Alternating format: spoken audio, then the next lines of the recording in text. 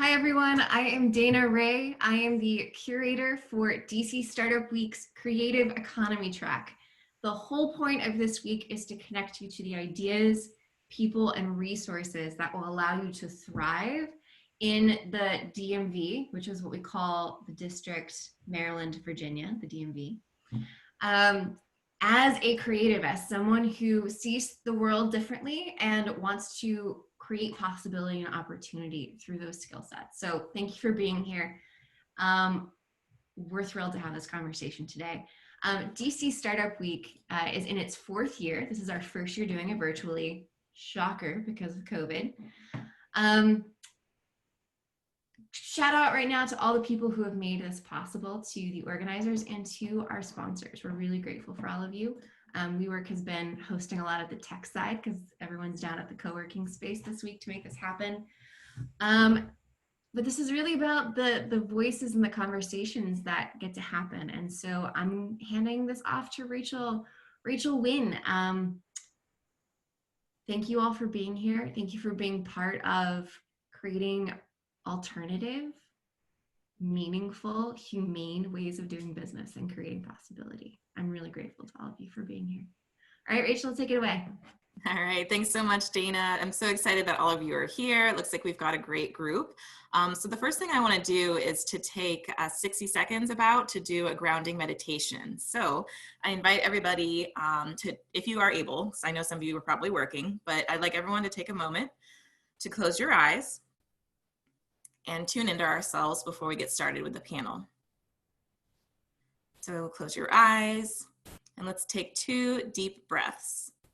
Inhaling through your nose and exhaling through your mouth as you bring awareness to your body and reflect on these questions as you continue to breathe. How are you feeling right now?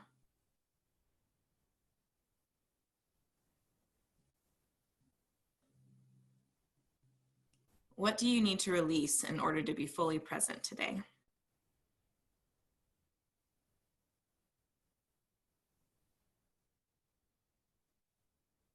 How does your body physically feel?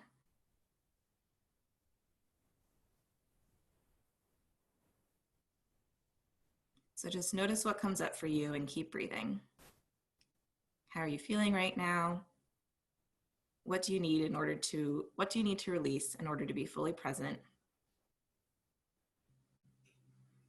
And how does your body feel? All right, now let's slowly open our eyes and reconnect with the group. I am so excited to be on this panel as moderator. My name is Rachel Wynn, and my pronouns are she, her. I'm the founder of Starlight Social and Feminist Founder. And I thought the best thing to start with today would be an introduction of what this concept actually is. Before I dive into that, a couple housekeeping things. If you have a question, please drop it in the chat. And at the end, Dana will come back and shoot over some questions to me to pick from. And then we're not using the Q&A feature. So again, just use the chat feature.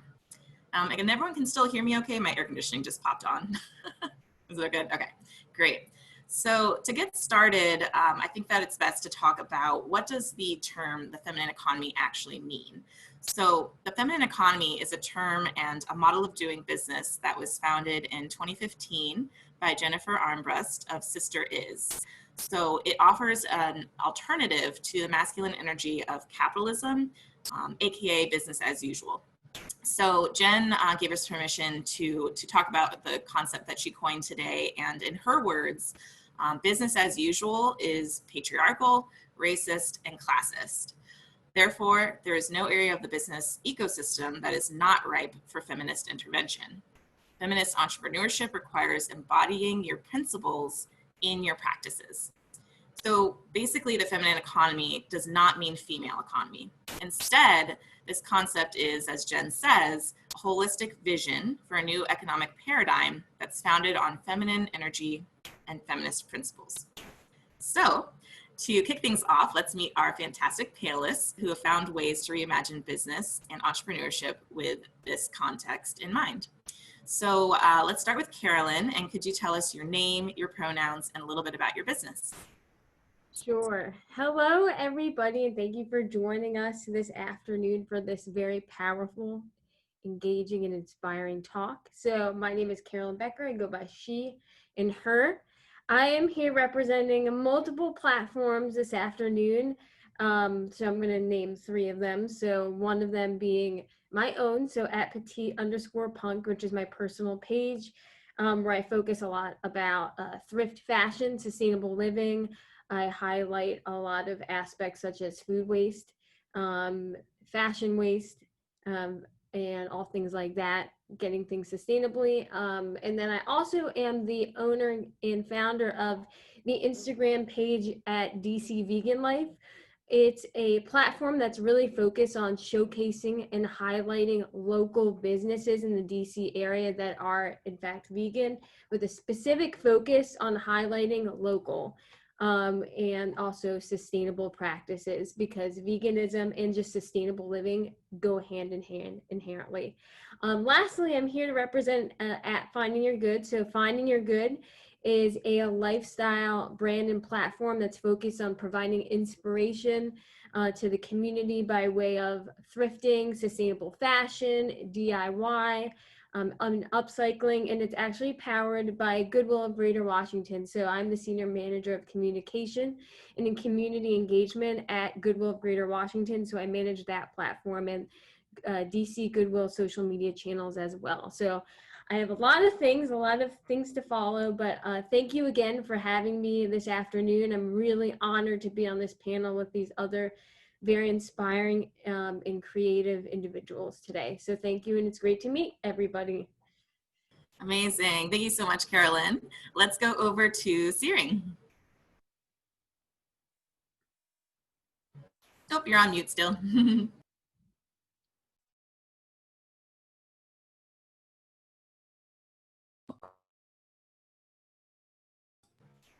Can you guys hear me? Yes. Okay, cool. Hi, everyone. Thank you for joining us today. It's great to be part of this panel.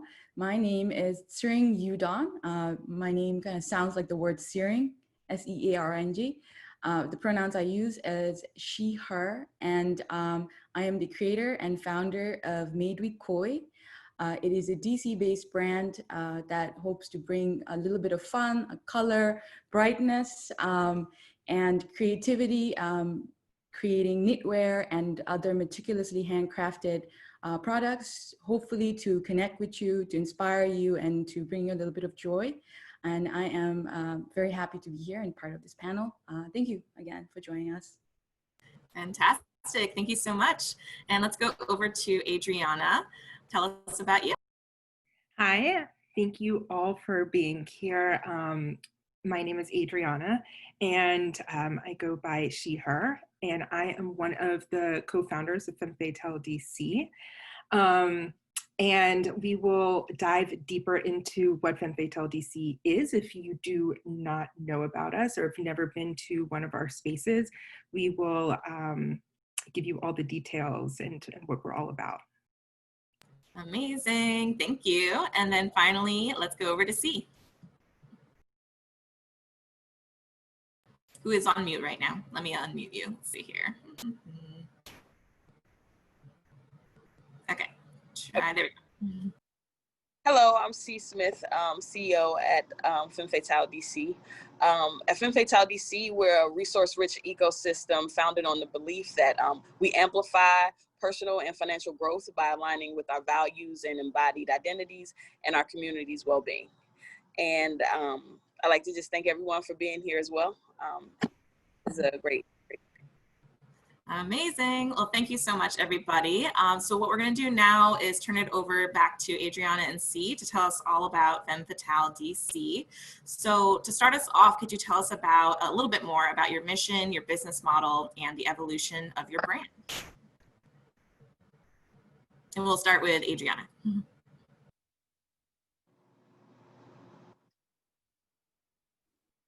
I am actually going to turn this one over to Cee, and then I will follow up after Cee. I guess I'll get straight into our mission. I kind of, gave you a little bit in my, but straight into, I guess what Femme Fatale DC is, I guess, like our mission, we're a retail business on a mission to furnish accessible income opportunities for entrepreneurs while also connecting them, connecting the community with women makers, designers, and creators. We incubate women-owned business, creating and catalyzing opportunities for professional and personal growth. And we do that, you know, all through our retail space that we. Uh-oh, looks like Wi-Fi might have cut out. See, one thing that you could try is maybe turning off your video. I have a lot of technical issues with Zoom, so maybe try turning your video off because I think that will help the audio quality.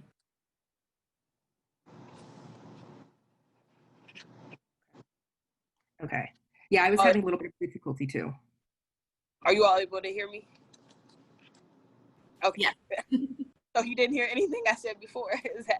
We did. We heard, I think the last sentence got cut off. Okay, got it. Okay, thank you. All right, amazing. So what we're going to talk about now is to really make sure that we all understand what the feminine economy actually is. Let's take a look. I'm going to actually share my screen. Let's see here, share desktop.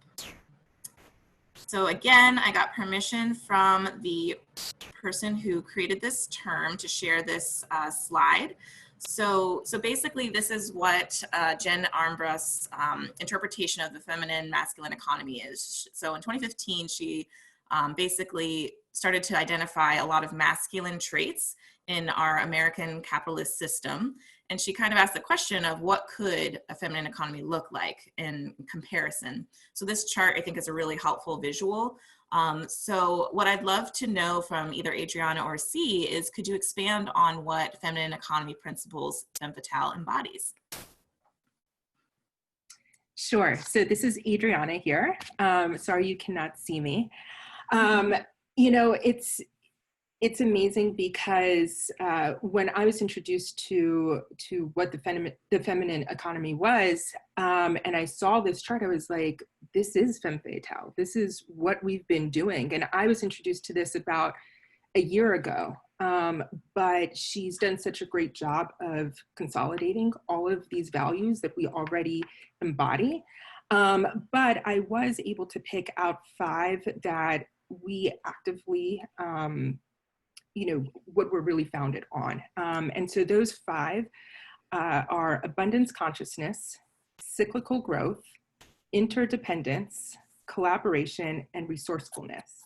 And all of these are values that come out of our business in so many different ways, whether it's on a daily basis, weekly, or monthly. It shows up in different ways. Amazing, I love that. And could you tell us a little bit more about your perception of the masculine economy and what traits maybe you have the most issues with? Yeah, for me, I think the biggest thing that stands out to me is that the masculine economy, American capitalism, really takes the human away from the work that is happening.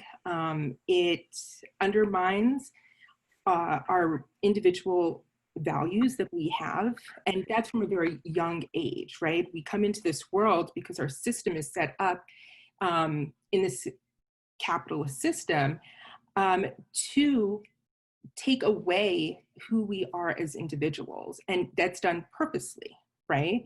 So that as we get older, we don't have a good sense of who we are. That's why we begin to get stressed and get, you know, burnt out, because we don't understand who we are, what our boundaries are, what our values are.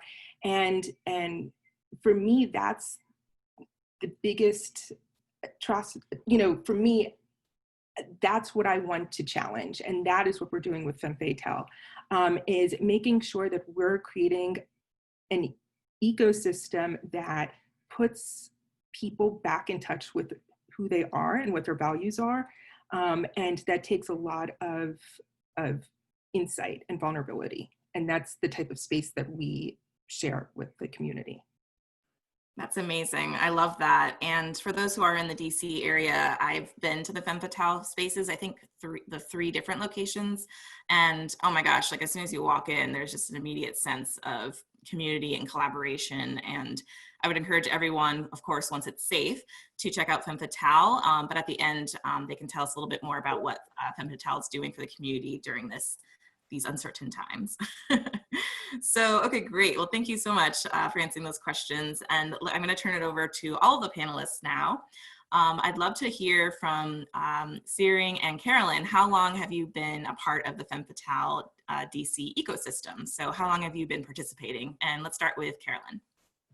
Yeah, so I've been a part of the ecosystem, I would say like several years now, starting off as a participant and a huge advocate and just lover and just all of the above, wanting to support, and then became a partner through my work with Goodwill and Finding Your Good. We actually, it feels like it was this year. Time is totally messing with my head these days with COVID. So, but we did a pop-up we did a pop-up at Femme Fatale at their current location on Massachusetts Avenue. We did a Goodwill Finding Your Good pop-up shop where we brought all the vintage, and there was a whole vintage pop-up shop with other great local businesses as well. So it was then that our forces finally came together and we were able to provide this great event to the community.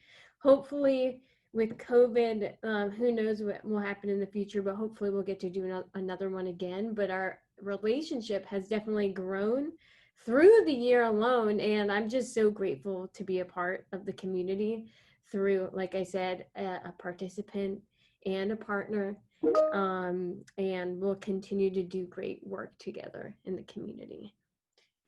Amazing. Thank you so much. And oh my gosh, I remember regretting not going to that event so hard. Like I had the worst FOMO as I'm looking on Instagram stories and everyone's like showing off all these amazing finds. So I definitely will look forward to when that event happens again. Amazing. Awesome. All right, let's go over to Tshering. Could you tell us a little bit about how long you've been a part of the Femme Fatale ecosystem?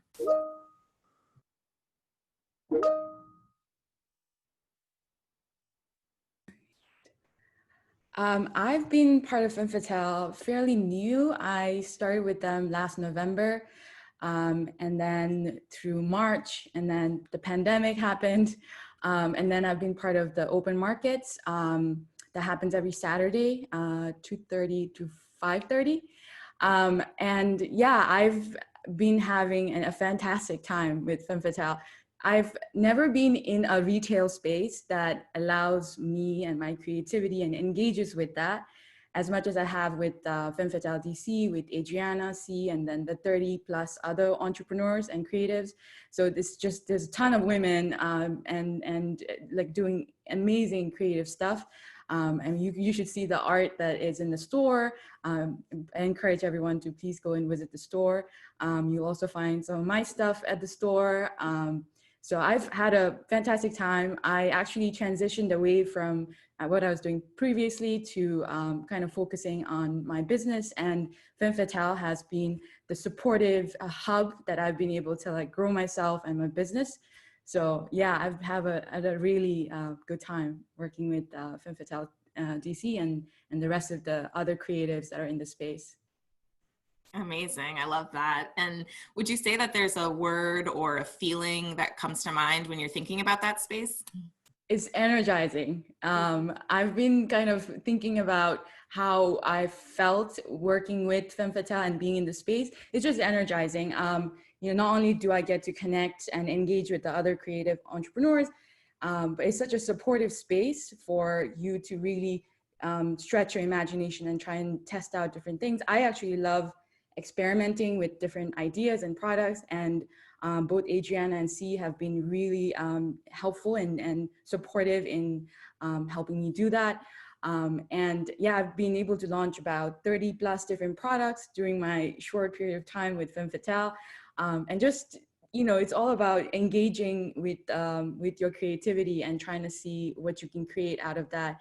and the support is really what you need when as a solopreneur going through this experience. It can be sometimes difficult, and when things don't work out and doesn't land as you expect, it can be a little bit defeating. But you know, being in a space where you see other people and be able to just talk about the difficulties as you're going through them as well has been something really beneficial for me. And the energy, if you go to any of the events or if you go visit the store, you will feel the energy as soon as you walk in. It is not just any retail space. It is created for people to come in and feel that energy and feel the vibe. And yeah, I would say energy and energizing is how I would see Femme Fatale DC. That's amazing. I really do think that Cee and Adriana have created a really special space because it's not just retail, it's really community based. Like I've had days where I go in and I'm feeling really gloomy or whatever, and I go in and I make myself a mug of tea, take off my shoes, go sit on the carpet, pull some oracle cards, and I'm just like, okay, this is my happy space. Exactly. That's wonderful. Carolyn, could you tell us about maybe one word that comes to mind when you think about Femme Fatale? Oh yes, it is a similar word to energizing. I'd say it's electric. Like when I go into Femme Fatale and the feelings I get this spark of inspiration and creative energy, where ideas flow and creativity just like swims out of, like that's like such a strange word to use, but I feel like it's appropriate. Like it just comes out, like the energy and the creativity. And when you go in and look at all the other entrepreneurs and businesses, they also spark inspiration and creativity. And it's just so like the word you were using, Tshering, it's energizing. And I feel like electric is a sassy word too. And there's a lot of great, like, when I at Femme Fatale, from the logo and from the visuals and the aesthetics and everything that just like graces my eyeballs, like it just feels so like original and unique and eccentric and eclectic. Like electric's the word that comes to mind because I think that word is very like bold and powerful. Like it's electric, just the word alone, and just encompasses so much about Femme Fatale DC. So echoing everything that Tshering said, amen, yes, like snaps to all of that. Femme Fatale is not just a retail space. It's a space of inspiration, collaboration, and community, which makes it the only one of its kind in the DMV. Agreed. I love that. Thank you so much. And how would you say that your business has been supported by the feminine principles that fuel the Femme Fatale DC ecosystem? Like what in what ways have the principles that they value basically supported your business? Sure. So in terms of so one, I've also been recently introduced to this chart and this way of thinking, and I too felt like this very much spoke to me and my way of being and how I move about this world, especially this ever-changing world these days. It feels very, very, very, very needed and relevant. And so for Finding Your Good in DC Vegan Life and myself, a lot of the same values kind of come to the surface. Sustainability, definitely. Sustainable living in all aspects of life, not just from a fashion standpoint, but from a food, from just overall living and consumption practices. Being sustainable isn't only about the environment, but it's about social sustainability, economic sustainability as well. So the way that you spend your money and support other businesses also not just helps the planet, but also lifts others up as well. So sustainability, one. Definitely resourcefulness. I very much have a DIY ethos. It's within Finding Your Good's blood. It's with DC Vegan Life, being very resourceful in terms of what you have and what you need. So really thinking about what you need to get, what you want done and to thrive and be the person you want to be, and things that you don't need, what you do need to buy, what you don't need to buy, what you already have, what skills can you acquire instead of getting this new gadget to, get the job done as well. So definitely being resourceful. Collaboration is key in community. With DC Vegan Life especially, DC Vegan Life is a platform that's focused on showcasing, like I said, local vegan businesses. But it's not, and even though I run it, it's not I don't think of it as my account. I think of it as the community's. It's about collaborating with others, giving others the platform to share their business, collaborating with businesses to spread the word of just more conscious consumption from a food standpoint.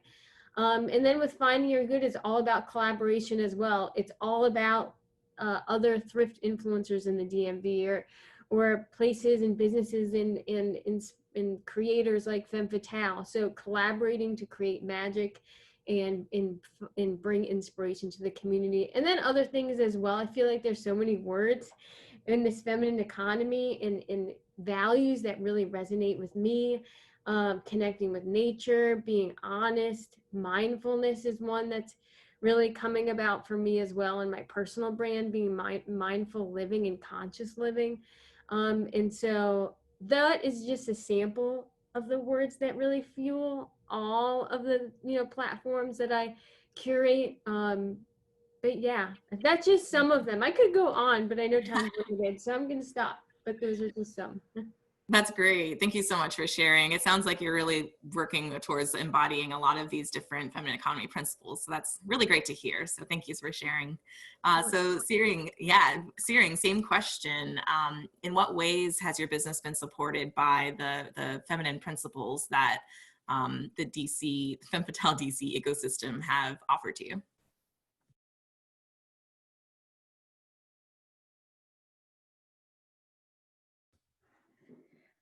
Yeah, I was reading through the 12 principles that was coined by Jennifer Amherst, and there's a bunch of them that I feel like I've been reminded of by Femme Fatale DC, and also, made sure that I think about them. The first one being very apparent, I think it's about us having a body. You have a body, and sometimes your body needs rest, and sometimes your body and your mind needs other things, other types of nourishment. Some of the events that I attended at Femme Fatale and just being around the other creatives in the space, just the mood and the energy, I guess it makes me think about that more as I'm starting off with my business, which doesn't really happen anywhere else, I think. And something else that I think I kind of touched on is, in the words of Jennifer Amherst, is to consider everything as an experiment. And I'll read a little bit from what she wrote. Do not wait until you know to act. Anything you do not know, you will learn in the process. Improvise, iterate, ask questions, ask more questions, explore, give yourself permission to not know and to make mistakes. That's something that I feel that Femme Fatale has allowed me to do. Giving me the space, giving me the resources, giving me the time, and connecting me to other types of doing things, other people that are also experimenting, and just having that freedom and knowing that it's okay to make mistakes. It's okay when something doesn't land, but you still give it a go. And I think there are a lot of people who run their own business on Instagram, but they're not really connecting in a real space around other people. I think that's so important that we forget that these conversations can spark new ideas, and you really need to have a conversation in a real space, face to face, I think, and to do these experiments. And that's been something that I'm really grateful to Femme Fatale and their team to be able to experiment, test, and I hope to continue to do that. All right, amazing. Thank you so much for sharing that. All right, so as I mentioned earlier, the feminine economy, the term was coined by Jen Amherst, and it's proposing a new set of economic values and a redistribution of money and power, all based on feminine principles. So Jen runs an organization called Sister and the Feminine Business School, and she has two different books. So what this entire presentation was based on is this book called Proposals for the Feminine Economy. And I think that one thing that's really amazing is that when I reached out to her, she actually said that she'd be happy to offer a discount. So if anyone wants to buy a copy of this book, I highly recommend it.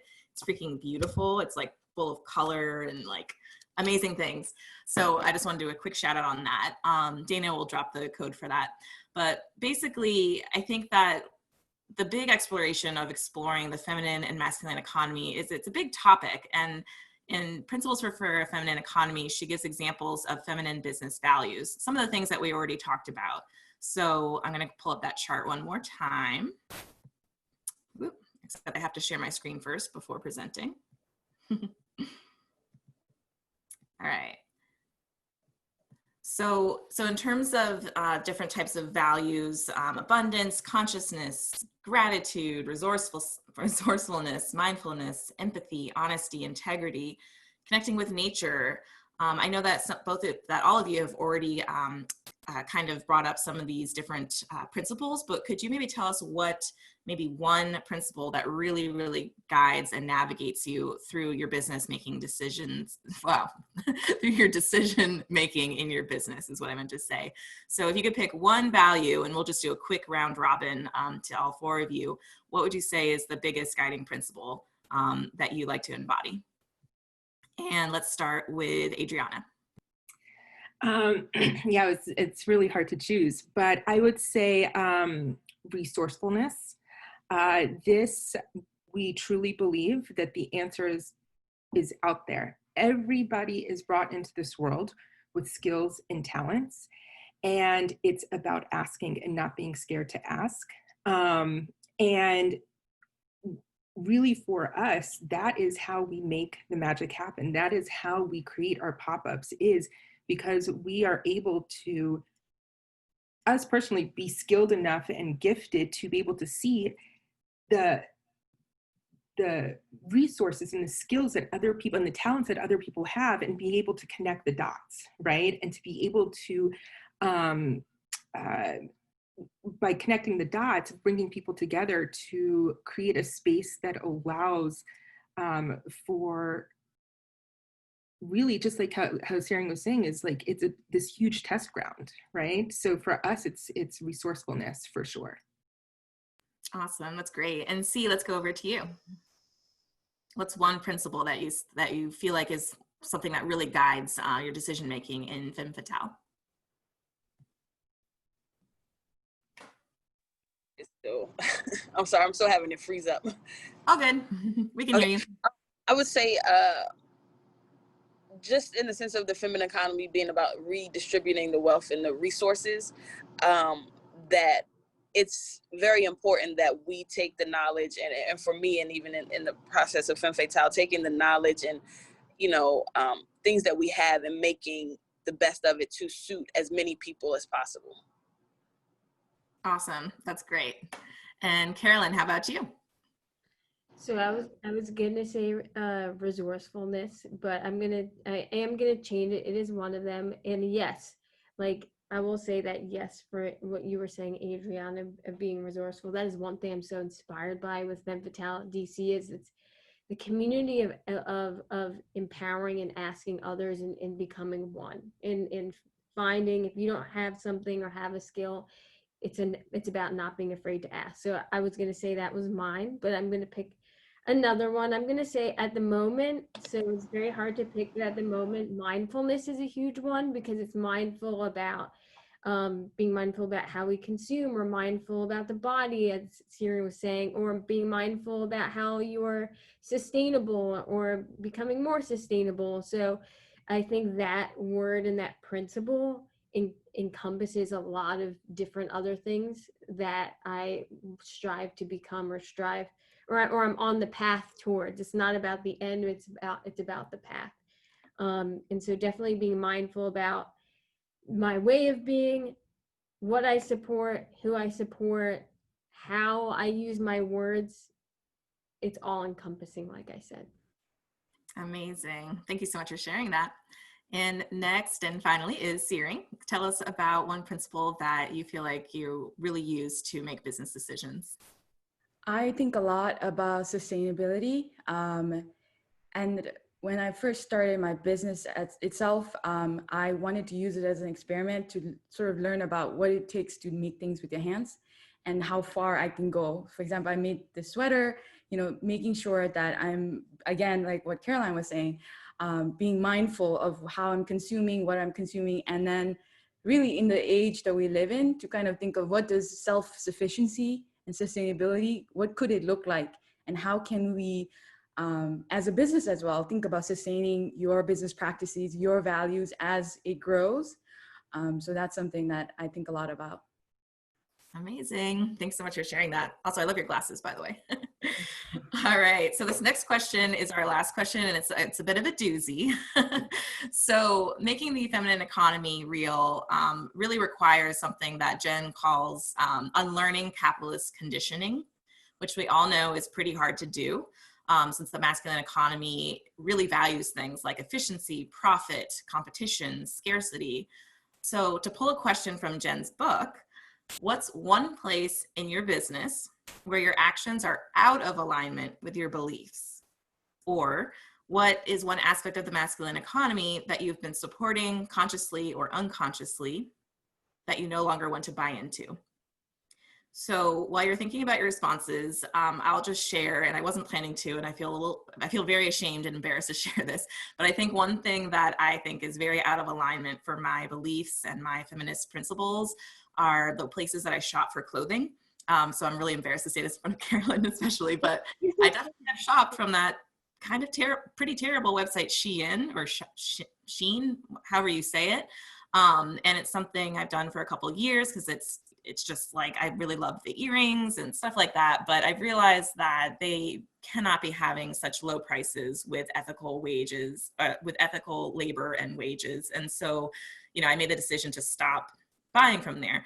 And it's embarrassing to admit that I even shopped there, but I think that it's really important to be authentic and accountable to your actions. So anyways, so let's start with Carolyn. Can you tell us about one place where you feel like you're a little bit out of alignment in terms of, in terms of your actions and your beliefs, and how you might be out of alignment in your business? Because we could all do better. Feminism is an ongoing process. We're not just going to be 100% amazing feminist, immediately.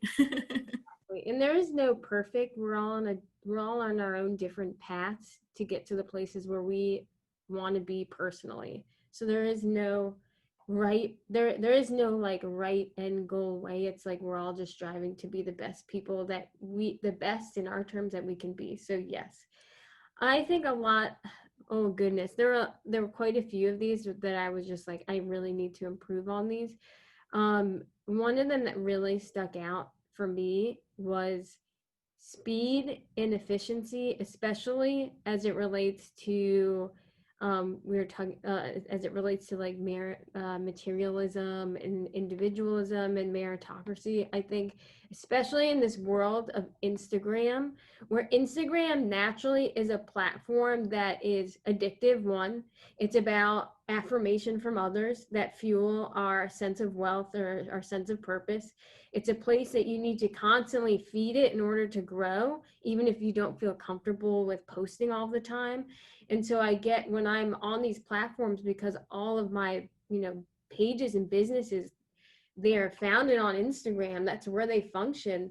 It's hard because social media can be so draining, and it's about, it can be about speed and how quickly can I get something up, or how often can I post, that I find myself in this interesting place of, am I posting enough, or is it healthy for me to post this much? And is this good that I'm being, my ego, it feels good because I'm getting all these likes, even when I actually feel incredibly drained.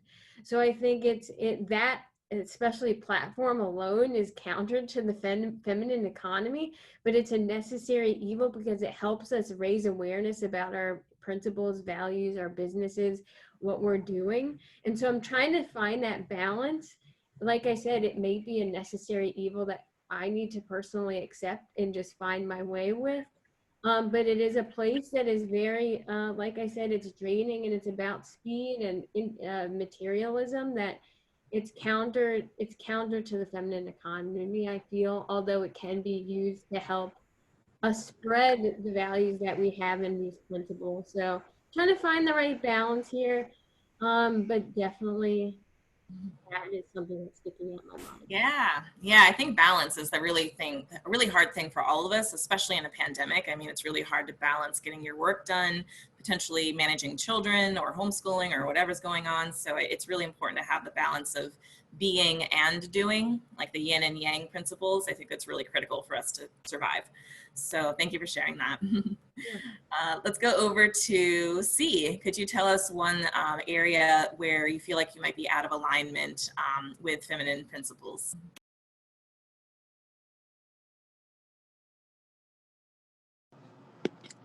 Okay, I would say in the definitely in that like individualism and ego. I think that as an entrepreneur, it takes a lot to pump yourself up and get the energy needed to go and get it go and get it the way you need to, and it takes pride in your individualism. But at the store, I see that people come in with that drive, and sometimes it can be lost that we are still a community, a team, along with having to have that drive to push yourself forward. And I think that it goes back to what was previously said about balance, just being able to have enough to pump yourself up, but not so much that it's pushing others down, or making you feel that kind of thing is important. Because when building your own brand, it's about building, not necessarily individualism. It's not about building something bigger or better than someone else, but your own individual growth and purpose, goals, etc. That's great. Thank you so much for sharing that, and for being vulnerable to share that, because I think that the ego is a very, as we all know, very fragile thing for everybody. So I really appreciate that vulnerability. So thank you. Let's go over to Tshering and then have Adriana wrap us up.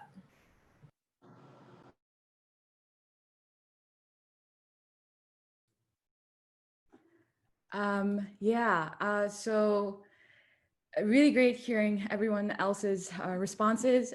Something when Caroline was speaking that I was thinking of that I think someone just chatted about is the new documentary that was released called The Social Dilemma. It's on Netflix.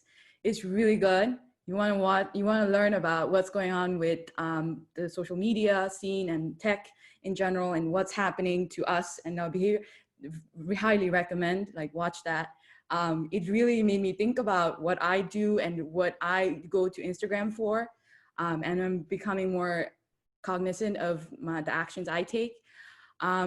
Personally, for me, something I'm struggling with, there's a lot of things that I think we can all work on. But one in particular that I think would be relevant for me as well as for a lot of other people is the myth of meritocracy. And I know Carolyn also talked a little bit about that. The society that we live in, I think, has, taught us to think of the things that we are doing in our life as something we earned and we deserve. You work hard, and as a result, you have X amount of, result or whatever it is, success. And I think thinking that way is highly dangerous, because then if someone is struggling, then you look at that and you think, oh, they're not working hard enough. And there's so many other elements that influence, how someone's doing. So I think I myself value hard work. I value, being working hard and producing, and sometimes at the detriment of my own health.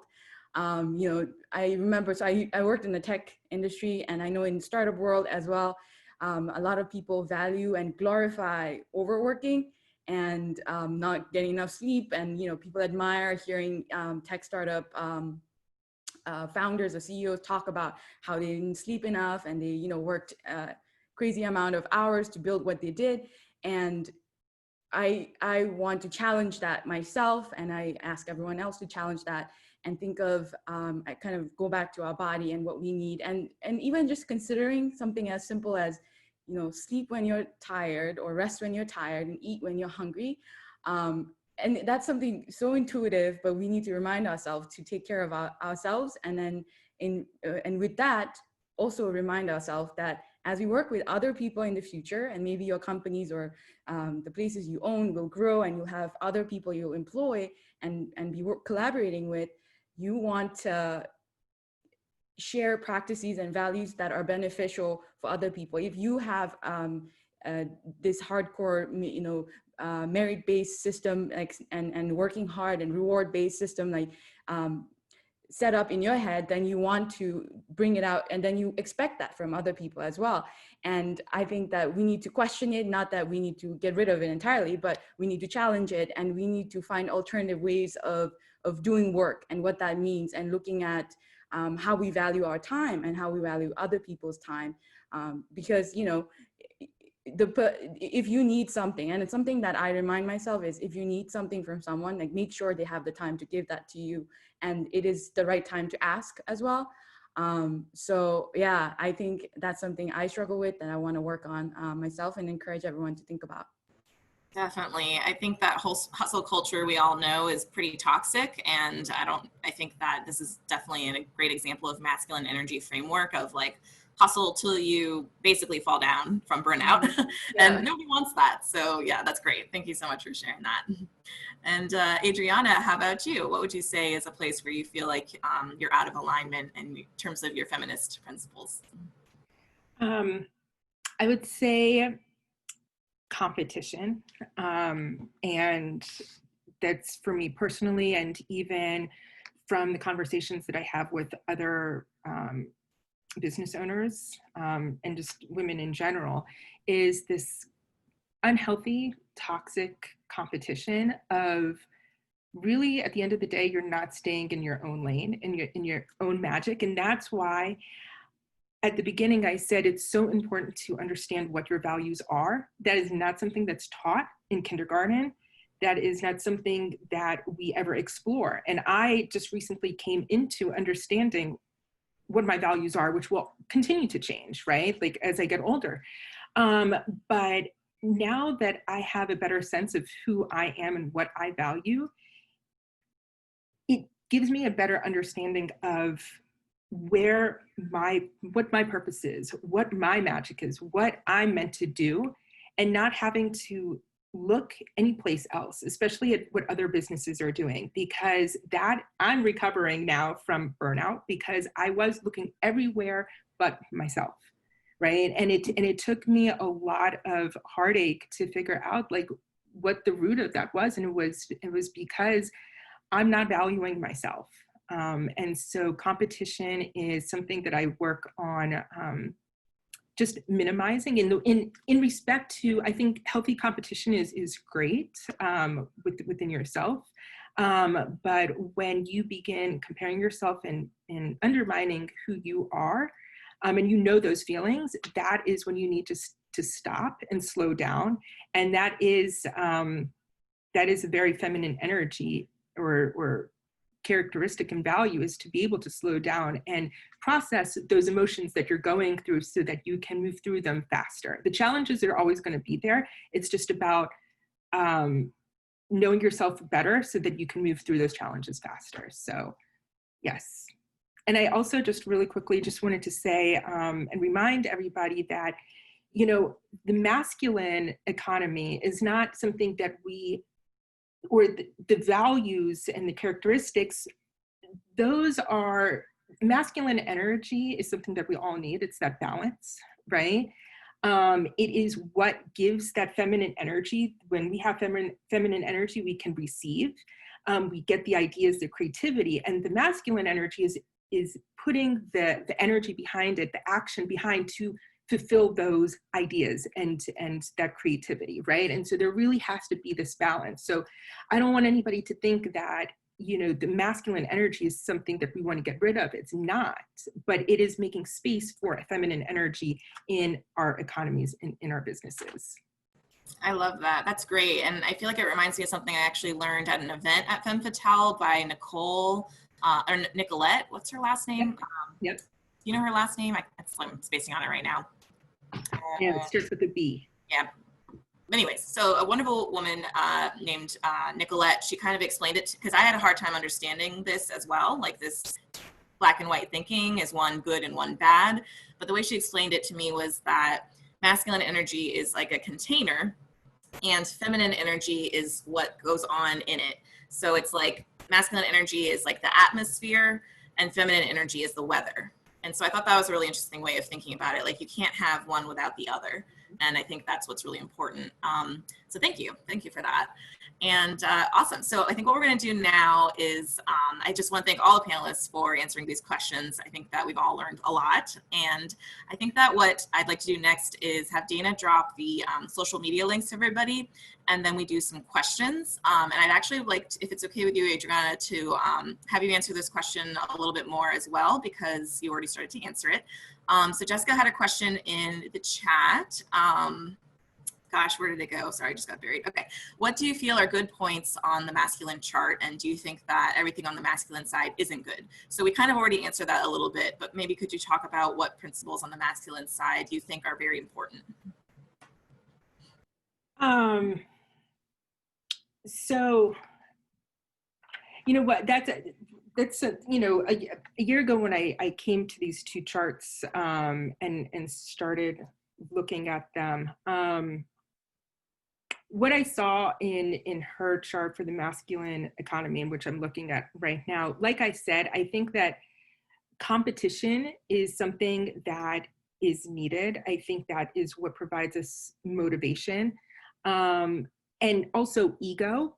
Again, I think that we mistake that ego is something that we have to let go of, which is not. We are born with it, right? But it's how we utilize that ego to motivate us to do things for the greater good, right? It's not just about ourselves. And I hope that you, after however many decades you've been on this earth, that you understand that it really isn't just about us individually. You know, even though we want to think about it, it is about a whole and a system. So I think that those two are probably the two that I would say. Thanks so much for sharing that. I think it's really helpful, because I think that I personally have really struggled with black and white thinking. So I think that it's really important to have this conversation to make it clear that it's not that masculine energy is bad and feminine energy is good. It's just that an excess of either is just not going to make things work. So exactly. That's great. Wonderful. So another question that we have, and I'll turn it over maybe to another panelist, is what does cyclical growth look like versus linear growth? So I'd love to know if any of our panelists have any insights on that. So I'm just going to pause for a moment and repeat the question, and then just feel free to take yourself off mute. What does cyclical growth look like versus linear growth? Can I jump in really quickly, and then anybody else can go ahead? Yeah, please. So what happens with linear growth is, first of all, that is not how life works. Nature does not work like that. We have, you know, the seasons that go through, we have our menstruation cycles, we have everything that is in life is a cycle. And with linear growth, what happens, and this is why we get burnt out, this is why we're stressed, why we're upset, is because if we're supposed to be going on this trajectory, right, this linear trajectory, any deviation from that line is going to cause stress, right? But if we can learn how to work, right, a cyclical, right, at the end of the day, it's ups and downs, right? And then all that math creates a circle. If we're able to understand that every day is going to bring you ups and downs, every week is going to do that too, and to be able to give yourself the ability to, if you, for one day, you don't feel like doing anything, that is okay. And I'm even learning this. And let me tell you something, it is okay. I think that if anything that this year has taught us with time, that look back and all those times that you stressed, was it really a big deal? And the answer is no. So linear growth is not reality, right? So, you know, reality is nature. That's where, and so the linear growth and American capitalism, that's where the tension is. That's why you feel this uncomfortableness in yourself when you are in this system. And that's what that is right there. That's great. And I think that I really like that you mentioned about menstruating folks, like people who menstruate. I think that when you have like the moon cycles, it's kind of shocking. If you haven't looked into moon cycles and kind of how that affects your energy, look into that, because I was really surprised to learn that there's 4 distinct seasons of people who menstruate cycle, and you can sort of harness that knowledge to better, I'm hesitating to say the word productive, but to harness that information and find out, okay, like, you know, this phase of my cycle is not going to be the time to work on creative projects, imagining projects. Like this time of my cycle is more important to rest. So it's really interesting. I stop whenever there's a void moon, which I won't even get into because it's complicated. I block off that time in my calendar and I'm not going to work on anything important because I know I'm not going to be doing my best work. So I think it's a really great kind of way to go with the flow. So I love that. That's awesome. Fabulous. Do any other panelists have any insights on that question of cyclical versus linear growth? Everything that Adriana said, this panel, I'm just shaking my head like this. I'm like getting vertigo because I'm like, I agree with all of this. But yes, I mean, in terms of the nature of change and how that works, the part of the cycle and the process of change inherently is lapsing or relapsing. It's never like this. When you're changing, when your heart is growing, when your brain is growing, you're going to lapse. There are going to be unexpected dips and curves. And thinking about change and success and whatnot as linear is just, it's almost looks like a math chart, which gives me a headache. Life does not work like that. And also when Adriana was talking about, you know, linear growth, I was thinking about with a linear line, it's like, at least for me, there's an expectation or something of like something is supposed to go somewhere. Like there's supposed to be an end goal, but you don't always know what that end goal is because you're always learning. Things are impermanent. Things are always changing, and we are changing by the moment, by the day, by the minute, by the hour, and we can't predict anything. So who's to say what this looks like? It could look like this. This could be good, but then you get back to this. And so thinking of it in terms of cyclical, you're always changing and optimizing and becoming better or lapsing. It's just a part of life's process. Nothing is supposed to be like this. We're humans and things are always going to change. Nothing is permanent. Amazing. That's awesome. Thank you. And to wrap us up, we're going to go over to Cee, who is going to share her insights, and then we'll wrap this up. I wanted to just simply say, when you look at the difference and the two, it's really about embracing the whole journey. Sometimes we go so forward to a goal that we're ignoring other doors that open, other opportunities for, you know, maybe personal growth, maybe personal growth. But I think that when you're looking at in a secular way, that it's about embracing all that comes your way on that journey towards your goal. That's all I had. That's great. Thank you so much, Cee. Oh, gosh, all this wisdom is just like, I'm feeling really inspired right now. Like I want to go create something or go draw some Oracle cards or something. But this has been so amazing. And we're at 2 o'clock now. So I want to close by, again, just thanking all of our panelists so much for making the time to be here, taking time out of your busy work day. And thank you so much to Dana from DC Startup Week for making this happen. One quick note before I pass it over to her. There was somebody named Alejandra asked a really great question that we don't have time to answer about how to bring the woo into the corporate space in a graceful manner. So what I'm going to do, if it's cool with everybody, is tag, I'll post it to my IG account and tag all the panelists to answer that question, because I think it's a really great question that I'm actually very curious to hear as well. So turning it over to Dana. That is such a beautiful handoff to be like, this conversation is not over. Please join us for more. Like, love that, love that, love that. So all the Instagram handles are in the chat. Please grab them. Come be in conversation with us. Oh my goodness. Even just personally, Femme Fatale has been a beautiful part of my relationships within the DC creative space. And so thank you for all of you being part of that space. And for being a conversation partners and friends with me. Like, I just love it. So thank you. Thank you for all of you for coming, for being part of the conversation. Creative Economy track is not over. So couple of notes. You are all invited to a party. We're going to have a party Wednesday night at 7 p.m. If you hate networking, this is not networking. If you love networking, this is networking. This is for you to show up, and I'll be offering some structure and some questions, and we'll have music and we'll hang out. It'll be great. I promise there's a structure so it won't feel weird. But you'll be able to meet other people. You'll be able to interact with people who have been in this conversation today. Wednesday, 7 p.m. Link will be in Attendify. Thank you again to everyone for coming. Another note, we did have a talk scheduled for 4 p.m. today. That has had to be canceled because in the spirit of this conversation, health and the body are central. And so for those reasons, our speaker had to step out for today. So our 4 p.m. talk today is canceled.